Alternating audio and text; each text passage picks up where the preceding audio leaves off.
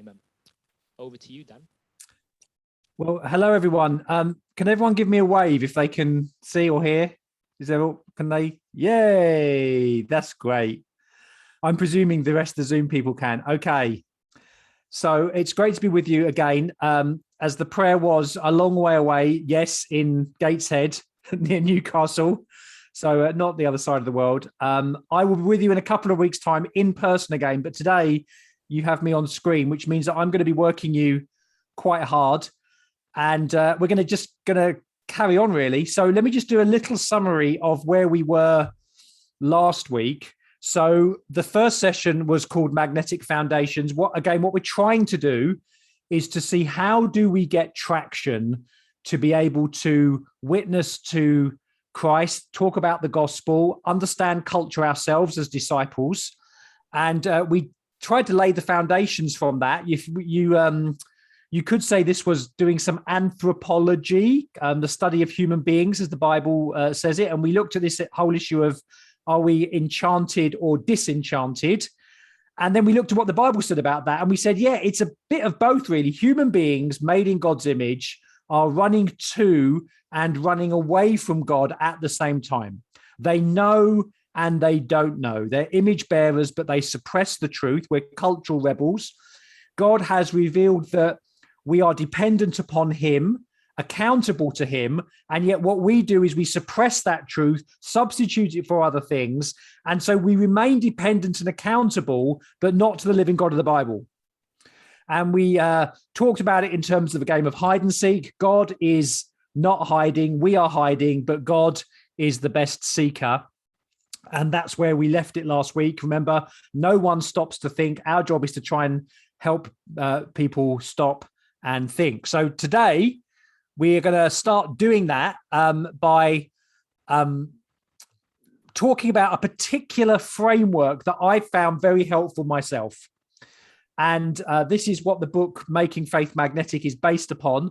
And I'm just trying to bring up to date the work of a Dutch Christian, a guy called J.H. Bavinck, who was a missionary in Indonesia in the 1940s and the 1950s when it was called Java. And J.H. Bavinck ended up teaching theology in Holland at the Free University of Amsterdam.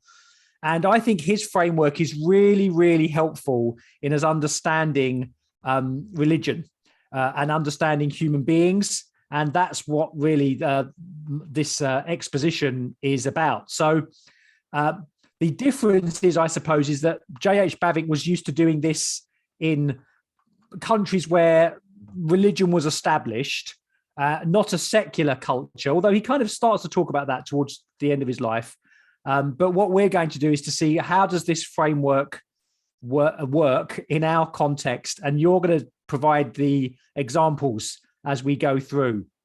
So let me just start by saying a few introductory comments here. J.H. Bavinck, he said this, look, he looked around in Indonesia and he said this: it appears that humanity always and everywhere has fallen back on definite ideas and presumptions, and that these ideas and presumptions always resurface in surprising ways whenever they may have temporarily been repressed for various reasons. This is a universal religious consciousness that remains indestructible in the midst of all disturbing and confusing developments. So Bavinck recognizes this idea that human beings are running to God and running away from God at the whole all the time. And he phrases it in what we're going to call, and this is the title of the book and other franchises from the book, magnetic points. Here's the actual quotation where he talks about it. It should be on your handout. There seems to be a kind of framework within which human religions need to operate. There appear to be definite points of contact around which all kinds of ideas crystallize. There seem to be quite vague feelings. One might better call them direction signals that have been actively brooding everywhere.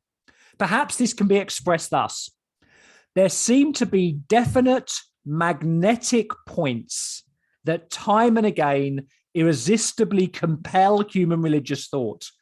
Human beings cannot escape their power, but must provide an answer to those basic questions posed to them.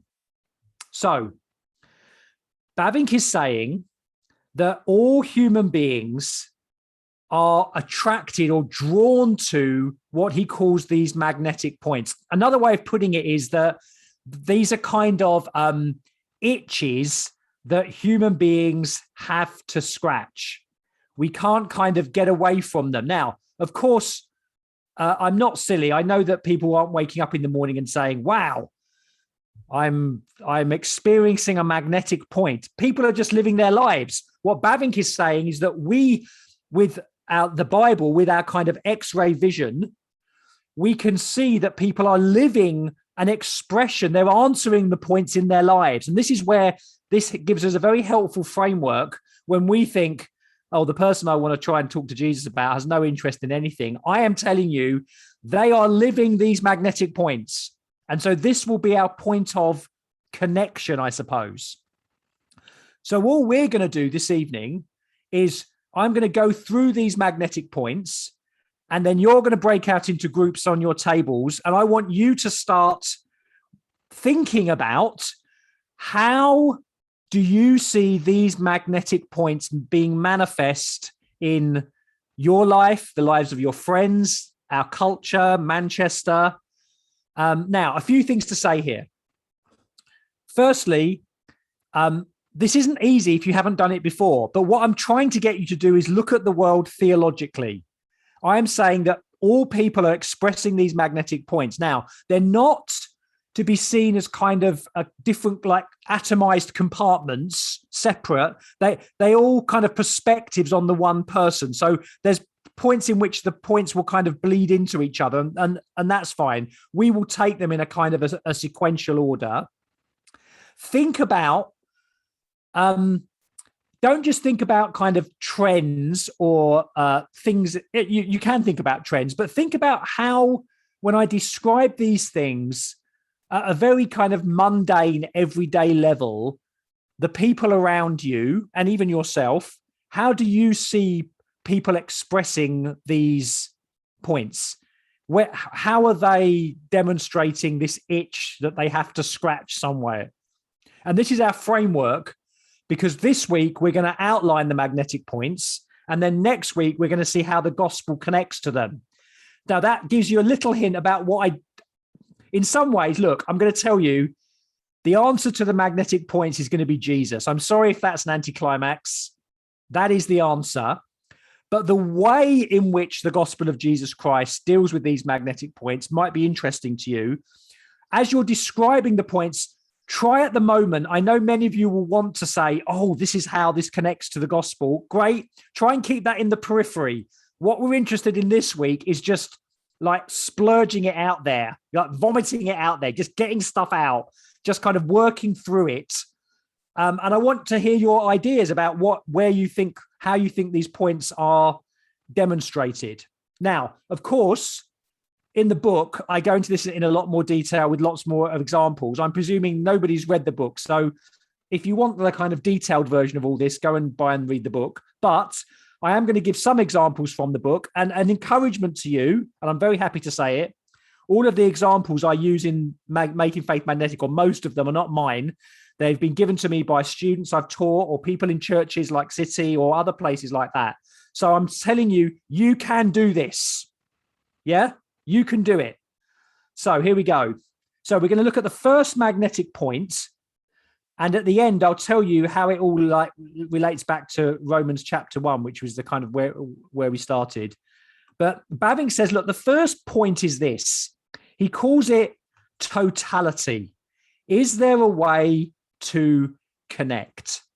He says, all humans have an innate sense of totality, that we are small cogs in a much bigger machine, that we're cosmically interconnected, that there's this idea that we want to connect with something or someone. And part of that, this itch that we have to scratch, is that we flip-flop between, on the one hand, feeling small and insignificant as human beings. Who are we? We are nothing. I don't know. Maybe it's just me because I have existential angst about stuff, but it's when you go on holiday, you're swimming in the sea and you look at the vastness of the ocean and you think, who am I? What am I? I'm nothing. I'm a nothing. I'm a speck. I'm going to die. No one will remember me. The world's going to go on. And you get that kind of tummy wobbling feeling. Or maybe that's just me. I don't know. Anyway, on the other hand, when we connect with something bigger, something or someone, then we suddenly feel that we're part of something and we're significant because we're part of that thing, that bigger thing. And so we feel that we belong, we connect, and then we enjoy, I suppose, communal awareness, you could call it. And we crave connection and we feel abandoned after we've experienced it. And then we crave for it again and again.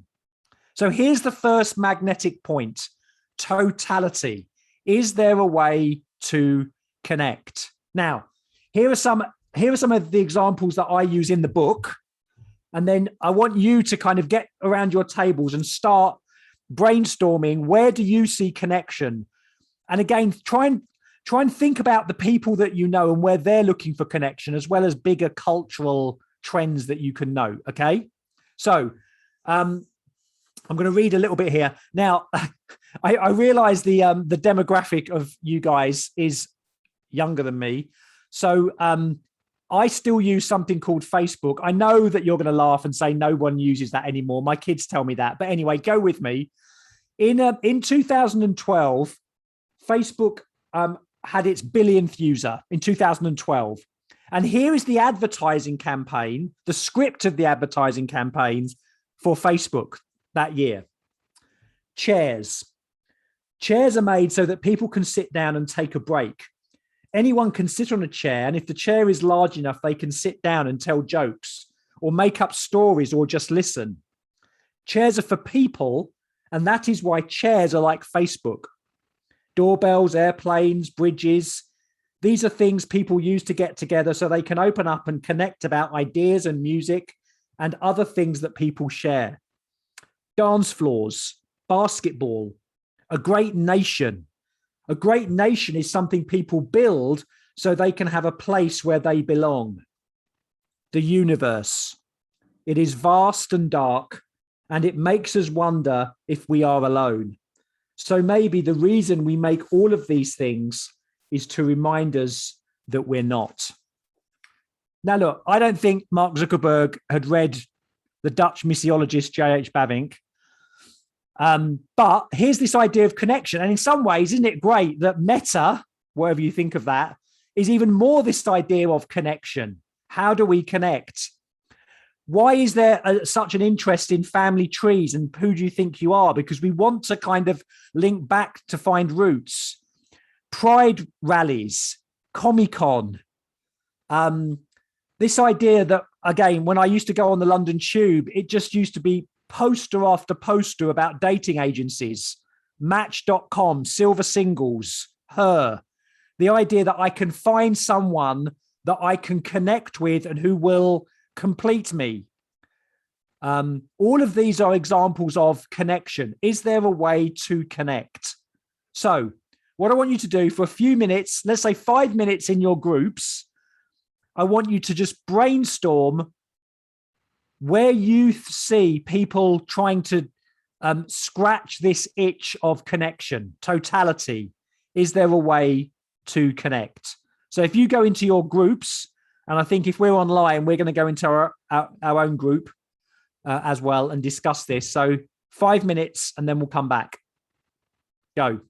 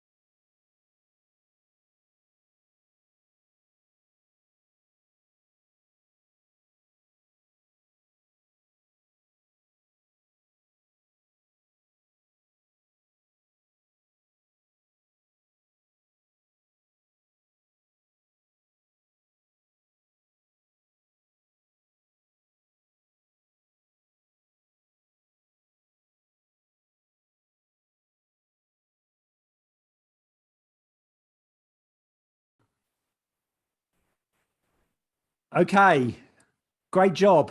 Okay, so we're gonna now. This is the interesting bit. Can we get this mic round and see what some people said from tables? There can be no shyness tonight. We just got to get straight in, and we'll run out of time. So, someone please put their hand up, and Mike will come to you. How did we see this idea of totality? Thank you, that lady. We talked about music concerts, going to music concerts and everyone coming together, that kind of thing. We also talked about protests, kind of that political coming together, maybe not necessarily agreeing on all scales of like what you believe in, but all coming together and protesting against something.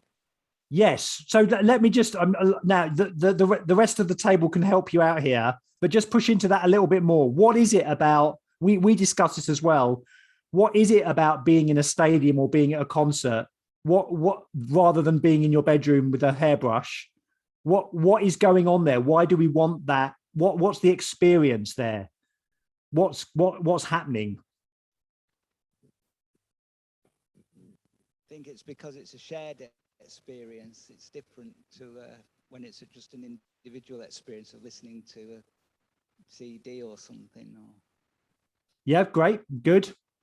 Anybody else? Anybody else in the room on this thing? What's going on here? Why do we crave for these kinds of experiences? Or another example. Someone give another example of the connection, totality. Another group?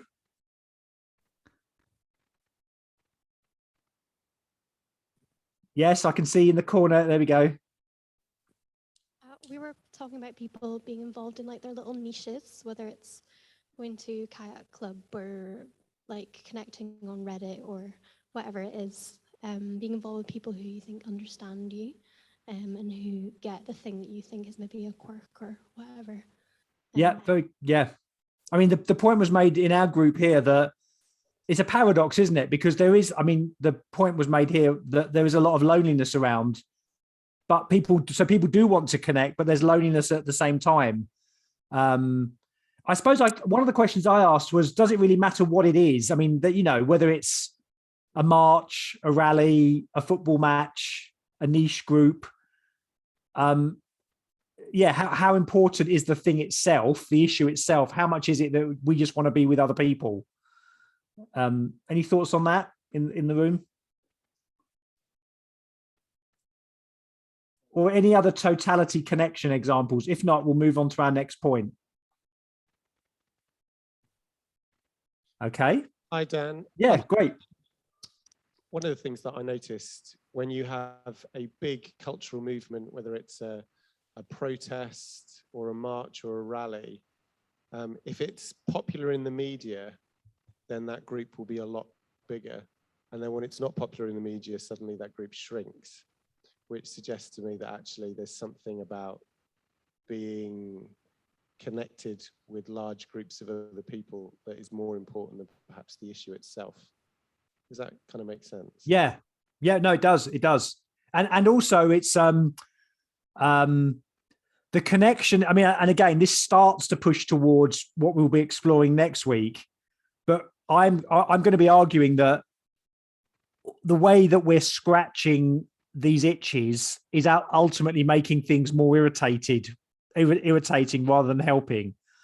So we have to already start of ways to think, well, is this where we're going to find connection and totality? And of course, I know that when I go and watch West Ham United and they score a goal and there's a stranger next to me, we're jumping up and down as if we're like brothers, but I would never have small talk with him and we'll walk out the stadium and never see each other again. Now, what kind of connection is that, really, when we think about it? Or anything like that. So there is connect, and that's why Babbing says we crave for it and then we lose it. We want it again and again.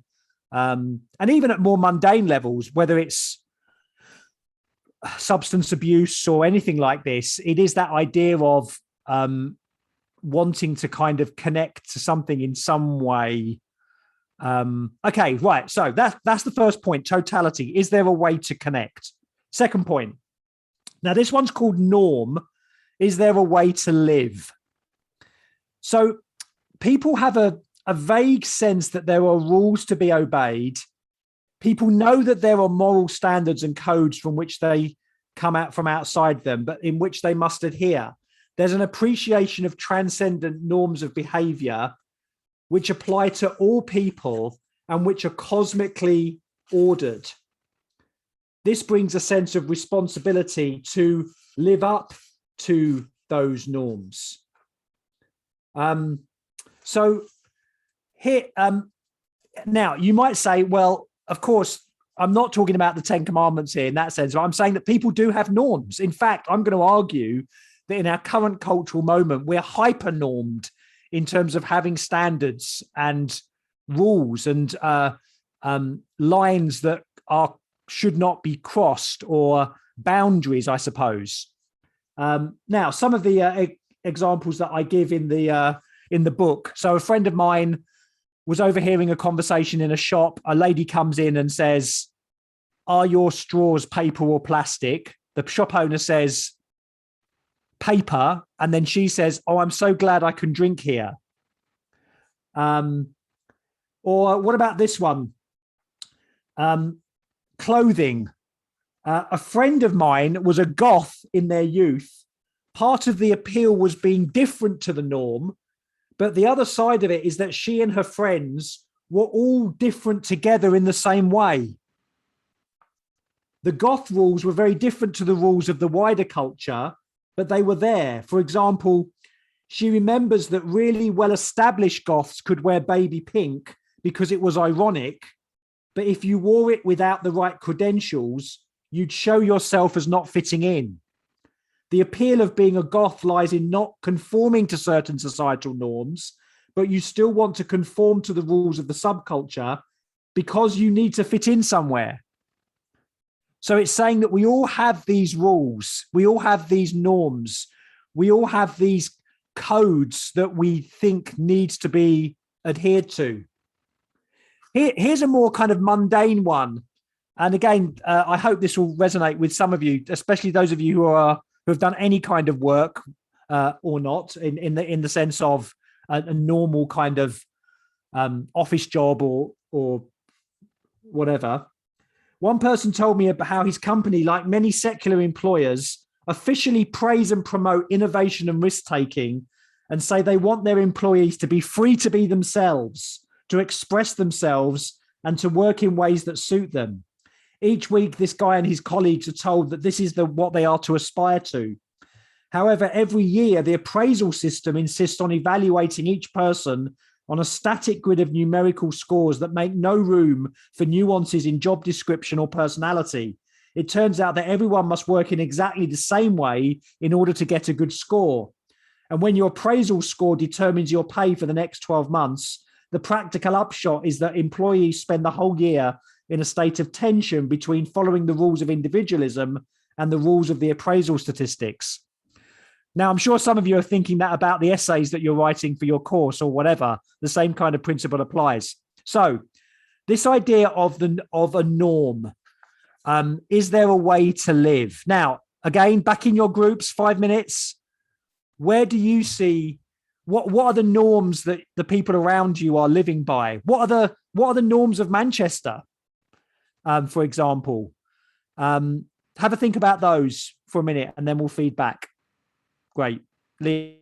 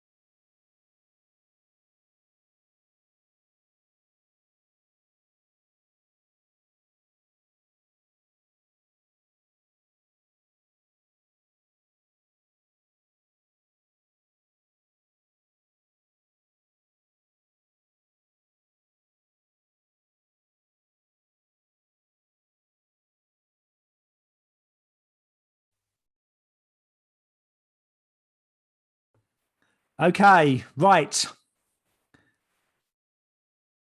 Come on, guys. Let's have a hand up. How do we see the norm? I think this is a particularly relevant one at the moment. So I'm hoping you're all going to get it, or going to get some good examples here. What do we say about norms? And I'd love to know some Manchester norms or student norms.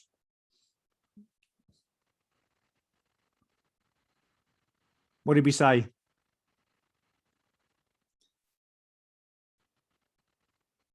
think Manchester seems to be fairly unique, and that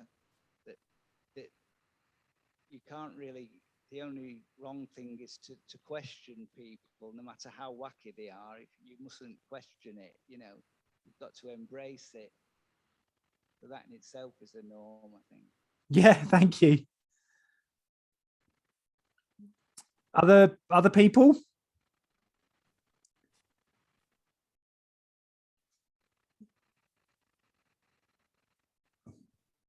Yes. We were kind of speaking a little bit about student norms and the norms of kind of expectations that you might face about certain social activities and just your status around different kind of groups that you're with and the pressure that brings to like every area. Does anyone else want to? Yeah, I mean, can you give a few, like, give a bit more detail to that? Yeah, so I did my undergrad as a music student, and part of that was brass band, and we had a norm to, at the end of each concert, like it was going to the pub, getting drunk, and obviously I wouldn't take part in that, but it's like if you didn't take part in the whole drinking culture surrounding that, you weren't part of the group and you weren't accepted, and that's the norm across like all brass bands, and which I didn't realize before. Yes, thank you. Very good. Anybody else on this one?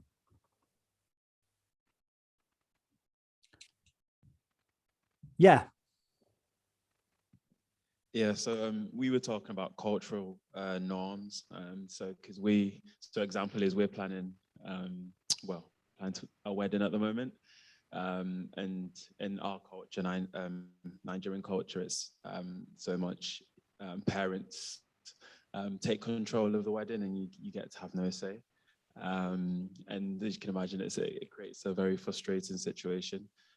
Whereas I can imagine other cultures, it's kind of more of a collaborative process. Yeah. Yes, some personal experience there. Very good, thank you.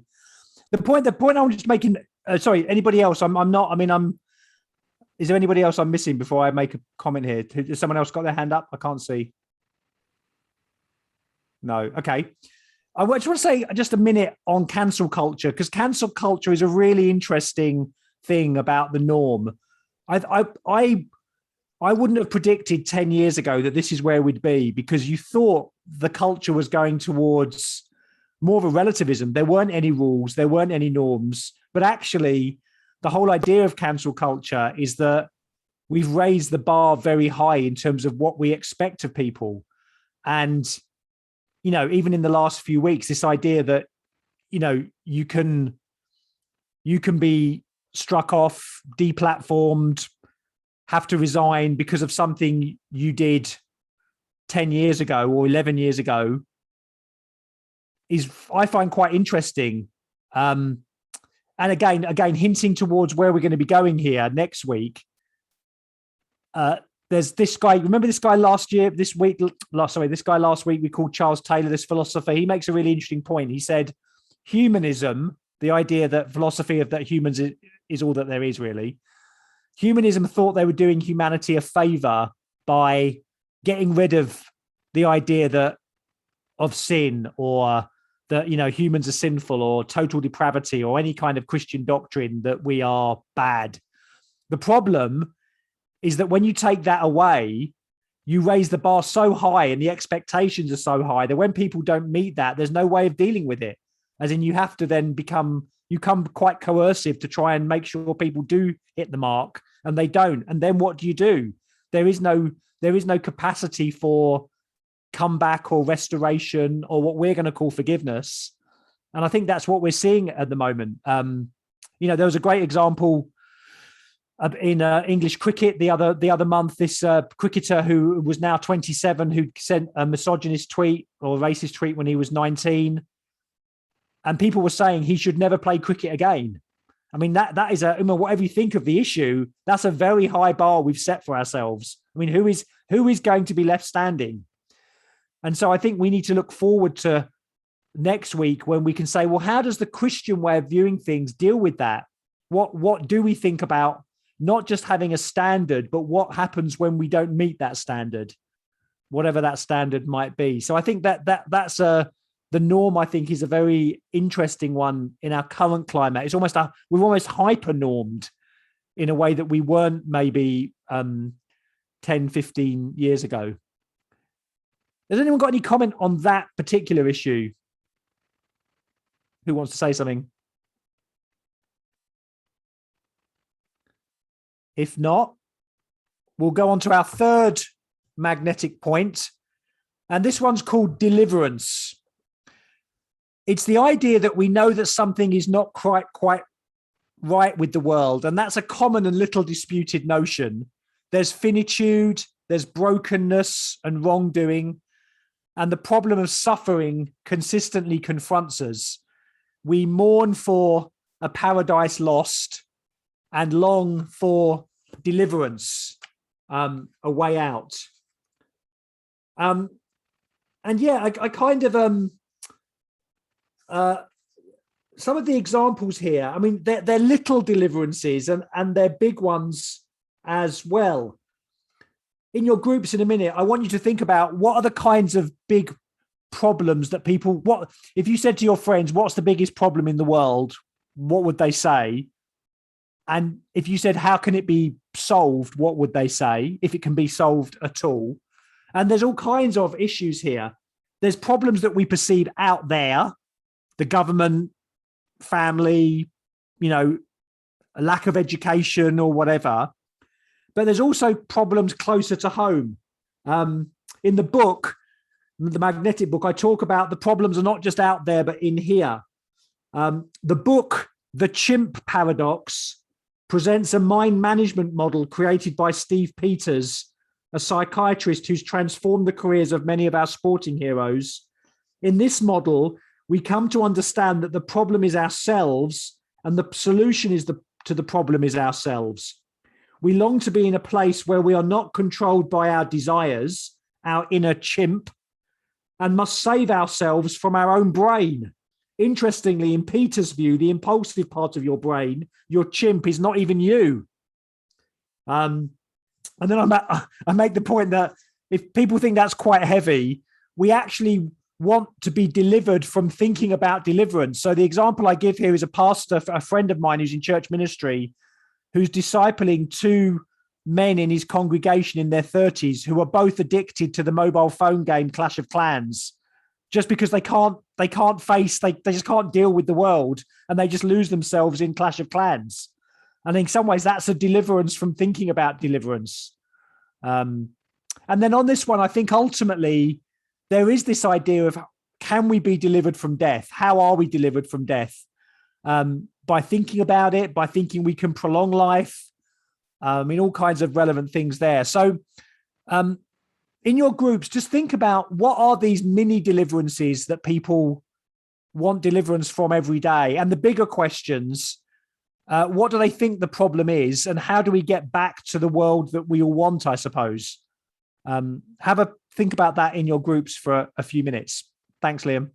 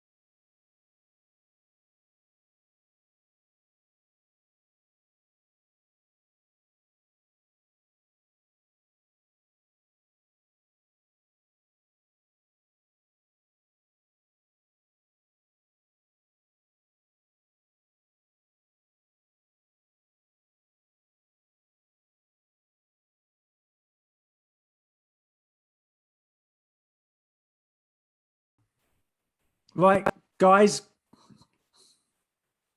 Okay, deliverance here. Let's have some feedback here on this one.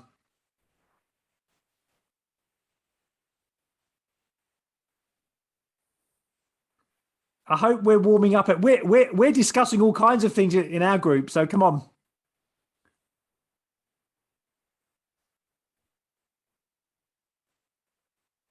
I can't hear anything at the moment.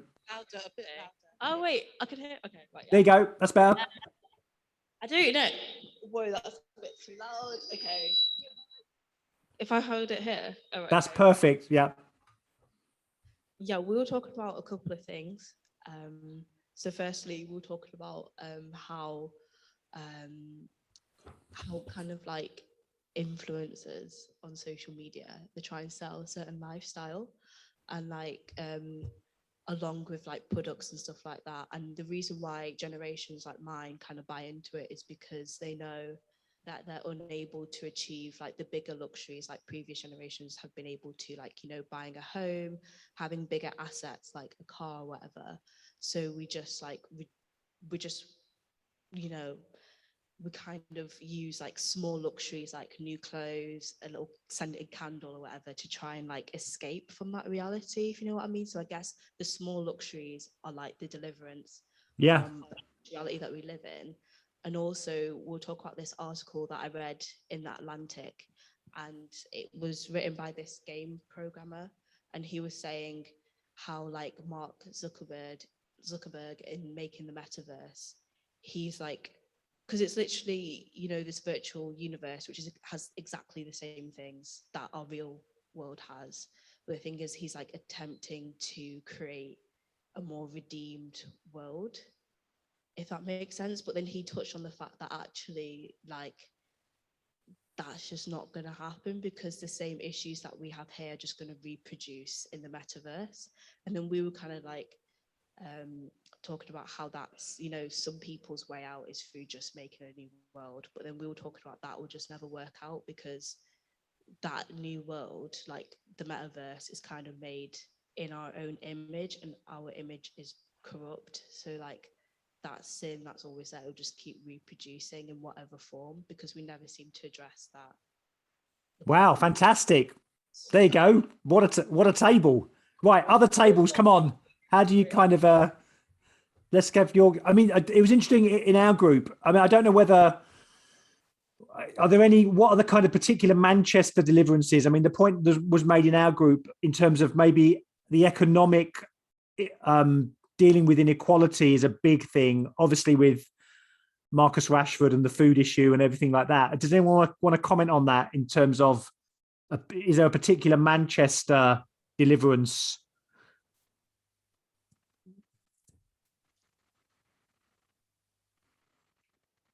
Or someone say something else?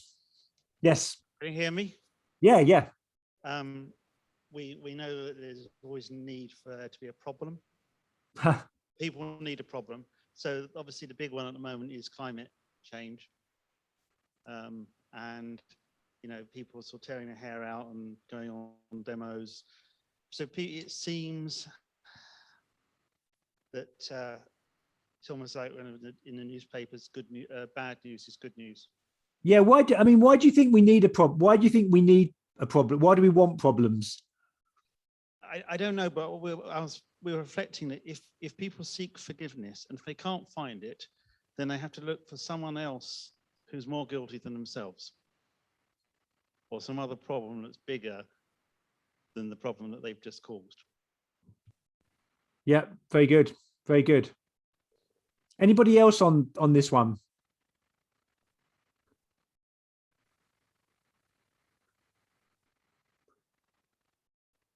We were kind of saying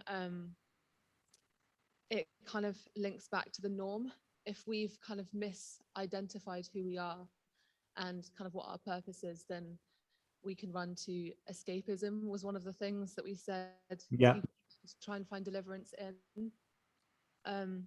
Because, yeah, we weren't made as humans to try and identify that, to provide ourselves with our own identity.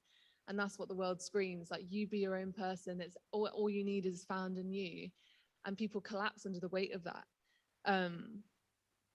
because they're trying to find it in themselves, and so they escape to Netflix or pour themselves into jobs to try and get a way out of there, because it's too weighty.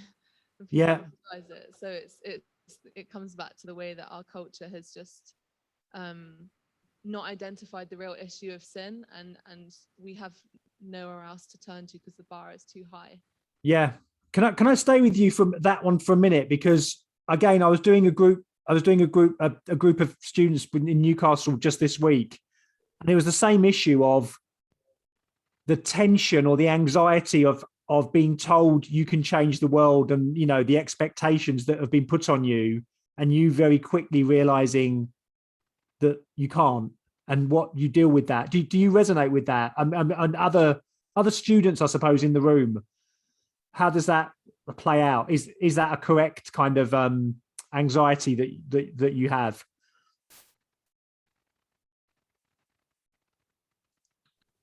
I'm not a student. You can keep the mic. Okay. Go on. I think I can see how it does affect students, but I'm not a student myself. That's okay. Anybody else on that point?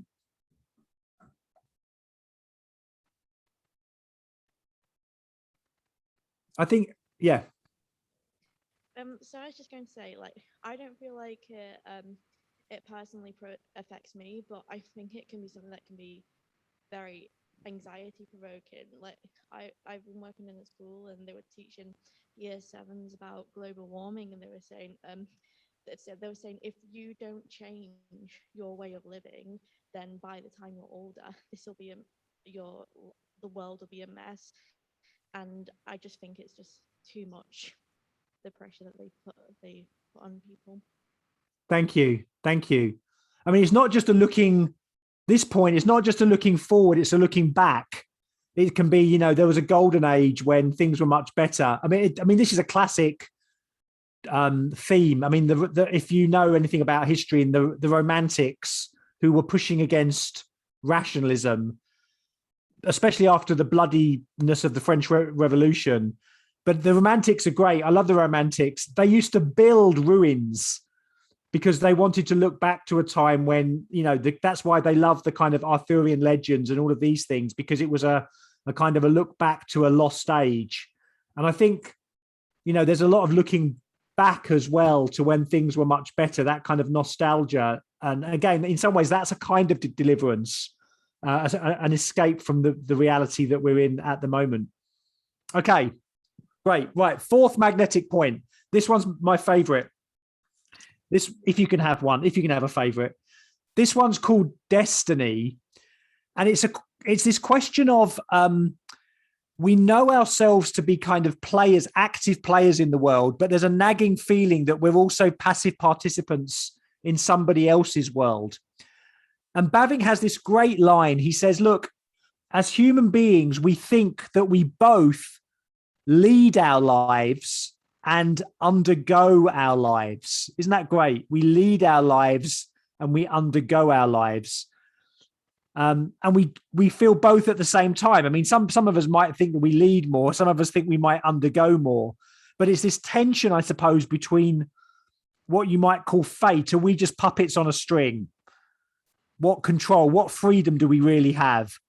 And at the same time, thinking that we do have autonomy and responsibility and freedom. And it's the interplay between those things, not just at a philosophical level, but on an everyday level as well. Now, in the magnetic book, the big example I use here is a student who said to me that they worked in an office, and you must never say this phrase, "It's quiet this afternoon." If you said it's quiet, you'd kind of jinx the whole thing. And people got really upset when you said quiet. So you just you couldn't say it. And I thought, oh, this must be a bit of a weird place. But then I realized this thing's everywhere. My son, who's a policeman, on the radio, you don't say it's quiet tonight, you say Q. And I've spoke to lots of doctors, especially in nurses in hospitals, where it's the same thing. You don't say it's quiet because you think there's some malevolent force that's going to make a session busy when you said it was quiet. So this idea of superstition, that there's a kind of some kind of force or fate in play. So this is a great one, because I do think it's this thing about what control do we have? Are we just puppets, or do we have freedom? So just in your groups, just think about some examples about your own friends or your own context. Do people think that they're just kind of, they don't have freedom? They're just kind of, what can they do about anything? Which then can lead to this whole idea of kind of victimhood. Or do people think that they do have like responsibility and can change things? And what's the interplay there? I'd love to know what you think about that in your groups, just for a few minutes. Thanks, Liam.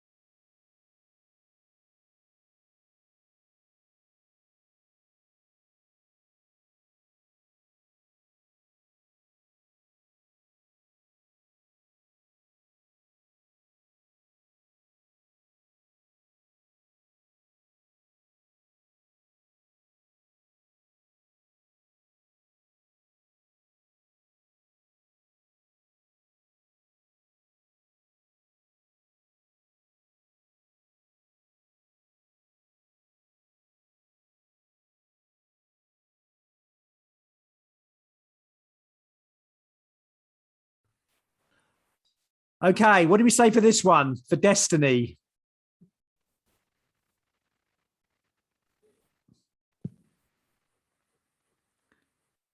Is there someone saying something? Come on. There we go. We're talking about sort of superstition in professional workplaces. So if it's like quarter to 5 on a Friday, never, ever, ever, ever say that it's quiet in the office. Because if you do, then you'll jinx it and a massive problem will occur and everyone will be late to the pub. I knew it was a thing. See? Other examples of this destiny, again, doesn't have to be that like superstition, but a more, a different manifestation of it, I suppose. We were just further to that, just saying how it's interesting how some people like create superstitions to gain control, but then other things happen in life where you don't want the control, you hand it over. So like I need to wait for the guidance on the coronavirus restrictions, things like that. Like you won't do anything until you've got that guidance or until like somebody else has given you a framework in which you can live by. And it's just interesting how in certain areas, and I don't know why, certain areas we want to try and gain control by making up superstitions, and in other areas it's very much like I don't want to create anything that will give me any control in this. I'm very happy to just wait until others will give me what I need to tell me within my life and things like that. Yeah, and what do you think's going on there when we don't want control? What could that be? What do you think's behind that? Daunted, scared, I don't know, just don't want to face up to it. I think probably. Yeah. Yeah. Good, thank you. Anybody else on this one? Good. Man, you're going to do your 10,000 steps today, mate. Something that my friends do a lot is manifesting. Yes, I was just, you've stolen my thunder. Sorry. No, brilliant. Go talk about it, because I only came across this week. Talk to me about manifesting. Yeah, so the idea that you can just will something into existence if you write it down a lot or really believe that it will happen. So a friend of mine told me that she manifested her boyfriend into existence. Yeah. Well, no. So look, I seriously, like, I'm a middle-aged man. So I was doing this work with Newcastle University students this week, and the two things that I came away with was manifesting is really a thing, and also the students are really worried about spiking by injection. It was like those two things. They're the big things that people are talking about. Yeah, this matters. So look, can I ask you a bit more about this? So do they really think, I mean, I know obviously they do really think this, but can you just describe it in a bit more detail? How does it kind of come about? Did you ask any questions on that? I was a bit stumped, to be honest. I think they just journal it and write it down a lot. I don't know exactly. Wow. Anybody else on manifesting? No, now you see we're getting a lot of mic action. I think they use crystals as for like something like manifesting. So, for example, I don't know a lot about it. They have crystals that are related to love. So I know that what they might do if they like are interested in someone, one of the ways they manifest it is leaving these crystals like around the person they're interested in. I don't know how it works, but apparently that's what people do. Fantastic. No, I'm sorry. I'm saying fantastic. I don't think it is fantastic, but it's great that you're describing it. Great. Really interesting. I'd never come.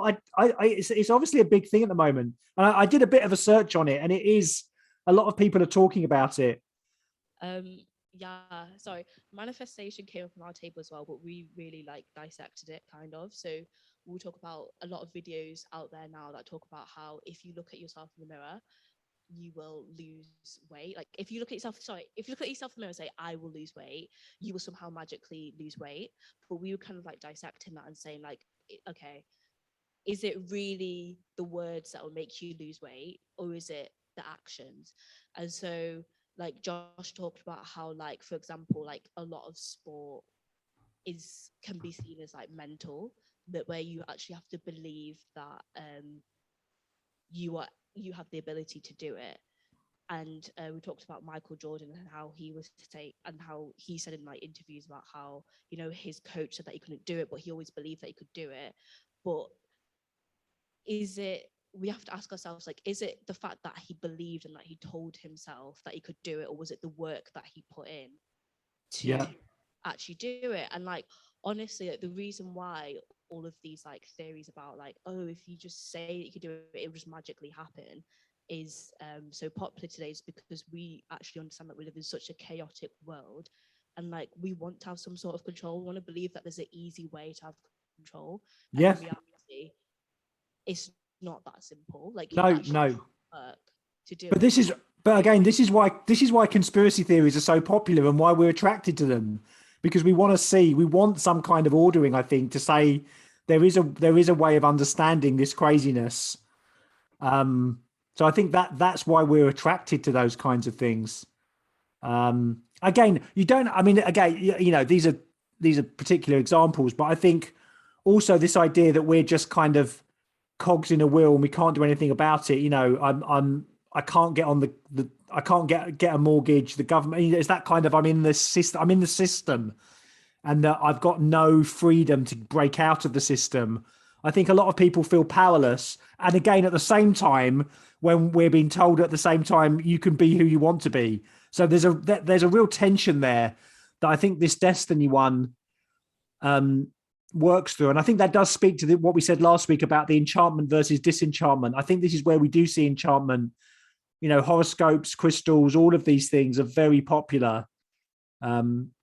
Anybody else on this one who hasn't said anything, who wanted to say something on this? This has been the most popular one so far. So anybody else? Yeah, I was just interested how like it kind of crosses over with the norms as well, because there are certain things that are kind of religious that are acceptable socially to talk about. So, you know, fingers crossed, knock on wood, karma, all that stuff is like, oh, it's okay for someone who's like a professing atheist or whatever to say that type of thing, or just any person won't get. But if you said like, oh, praise God, or like, I'm going to pray about it, you'd be like looked at in a very strange way. And yet they're doing exactly the same thing in a way. Yeah, fantastic. Good. And I mean, we'll come on to this next week as well about how we talk about these things. That's very good. Okay. Now, there's still one more magnetic point to go, and we're not going to break into groups for this one. We're going to stay together. In Bavinck's day, the guy who I'm building this stuff from, I think he was working in a very like explicitly religious culture where everyone believed in God. And then the question was, can this God connect us, give us the norm, deliver us? And so almost the higher, what I'm going to call the higher power or way beyond, was first front and center, and then all the other points flowed from that. Now, I think one of the differences in our context is that actually this last magnetic point is buried. We have to dig towards it. So it's called a higher power, but actually the question is there a way beyond? As in, as we ask more about connection, as we ask more about norms and where we get our standards from, as we ask more about deliverance, as we ask, is there anyone or anything in control? I think we naturally then start to talk about, well, is there something beyond? Is there a transcendent? And I suppose, is there a God, or, you know, whoever that God might be? So this is kind of the super magnetic point, but it's not. I do think in our context, it's very buried and it needs a lot of excavation to get there, especially in our kind of secular context. And also I'd note that we can't erase 2,000 years of, I suppose, Christian influence in the West and what that means to what you might call our secularized religious experiences. So in the book, I talk about a friend of mine whose dad went to the Holy Sepulchre in Jerusalem and felt something. I mean, an atheist isn't a Christian, but this idea of having some kind of religious experience was important. The other example I use in the book is the phenomena of something called champing, which is camping in churches. So churches that are derelict, people camping in churches to get the experience of the history of the place. And again, the thing I saw on the news was a mum who wanted her children to wake up to the light streaming through the stained glass windows because it would give some kind of transcendent experience. So this idea of a higher power is that people everywhere perceive that behind all realities stands a greater reality. This greater reality is variously conceived, but is always a superior power. Now, of course, in Islam, you would call it Allah. In Hindu or Buddhism, you could call it Brahman, or any god. In our context, you've got to dig for it, but I do think it does push towards those kinds of questions that says, is above us only sky? And I think it's where all the other magnetic points kind of converge. And at the end of the handout here, Bavinck kind of realizes this. He says, the line of totality, the first magnetic point, and destiny suggests that people live with a sense of their insignificance, being bound and lacking any power. A human being is merely a ripple on the ocean of the universe, and the great cosmic forces simply play their capricious game with us. A person is nothing, is merely considered to be a cell in the greater context of all things, has no individual existence, is only a little spark in the raging cosmic fire. The other line of norm and deliverance evokes thoughts of freedom and of being distinct from nature, of individuality, of accountability, of guilt, and the hope of being set free. And the higher power, therefore, or the intersection of these two lines is this, lies the awareness of being related to a higher power. The higher power is at the same time the deepest meaning of the whole, the bearer of cosmic laws, the energizer of the norm, the helper towards salvation. That intersection of these two ones is obviously the heart of religious consciousness. Precisely this is where the unfathomable mystery of human being lies. Precisely there we find the essence of all religion. So look, as we come to a close here, what I want to suggest to you, and really building on last week, is that I want to contend that all human beings are religious, and everyone is implicitly in their lives answering these questions. Can we come back to the big screen? That would be great. Thank you. Great, brilliant. We're all asking these questions, and when Paul says, people of Athens, I see you're very religious, people are kind of expressing these points. Now, it's not easy. You have to do excavation to get there, that's what we've been trying to do. But the point is, people are answering these points. And if you think, well, where do we get this from the Bible? Well, we get it from the Bible because this framework is none other than what we said last week from Romans 1. This idea of dependence and accountability. The magnetic points are kind of fashioned out of that clay. We're all dependent. There's a sense of dependence as creatures. There's a sense of accountability. And when we suppress the truth, we don't lose that sense of dependence and accountability. So the dependence bit is the totality and the destiny. The accountability is the norm and the deliverance. And they all play out in different cultures in different ways. But what we need to understand is that people are asking these questions all the time in the way that they're answering them in their lives. And that gives us, I'm going to argue, a connection point for people who wouldn't say they're religious or have no interest in what we have to say. I'm saying from our Christian point of view, they are religious. They're manifesting these points, and the examples that you've been giving are examples of that. And so what we need to do now is work out, how do we connect those scratches or the itches to what we want to say about Christ. And that's what we're going to be doing next week. Now, we've got about 5 minutes left. Any comments, questions, pushback? Let's use this time. Just, there's the mic still available. Who would like to say something on any of this? Does it resonate? Am I barking up the wrong tree? I'm very happy to be told that. I'll push back, but go on. What do we think?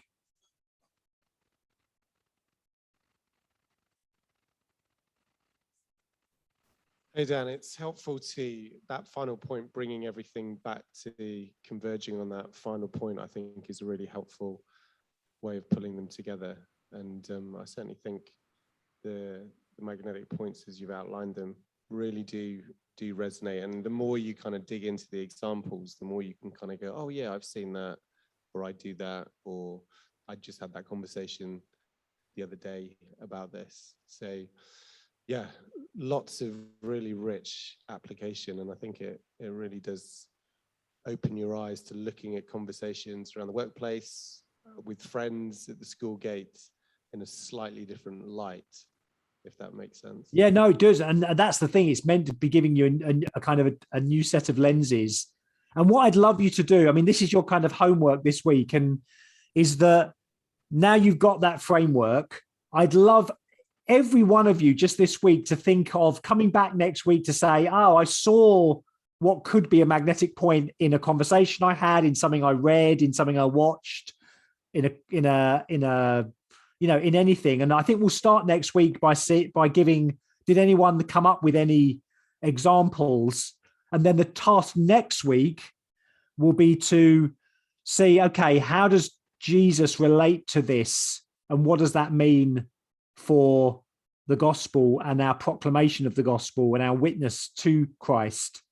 Because as Matt said, I think the idea is that this is just meant to be a helpful framework and an encouragement that the people who you think have no time or are not interested, they're spiritual, religious people. They're running to God and running away from God.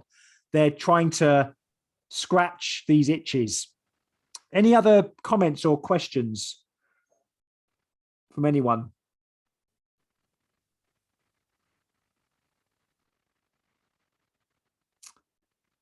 Okay, so why don't I pray, and then I think we're done for the evening. So next week, again, it will be like this. And then in the final week, I'll be back with you in person, and we'll try and apply all this to our lives, to our witnessing, and to what it might mean for you as a church in terms of your particular context. So I hope you found that framework helpful. Please try and think about the world through these lenses for this week. And it'll be great to hear some examples next week as well. Why don't I pray? Lord, we thank you that you've not left yourself without a witness. And this idea that we're both running to you and away from you, that we know you and we don't know you in our sinful state. And we see that all over the place, Lord. And just give us the eyes to be able to see this, that would help us in our conversations, in giving us a boldness to try and make points of connection. Lord, we know that some of these things are buried quite deep, but people that we know who might have no time for talking about you or the Lord Jesus Christ, or they are consumed by questions of connection and norm and what's wrong with the world and how can it be put right, and are they just puppets or do they have freedom, and is there anything more to life than this life that they have? Help us, Lord, give us the eyes to see this. Pray that we'll be helping one another. And Lord, that pray that as a church, that City would be able to think about these things in the way that they want to reach out in Manchester in particular. So we thank you for this time now. Amen. Great to be with you. Tech team, you've done a fantastic job.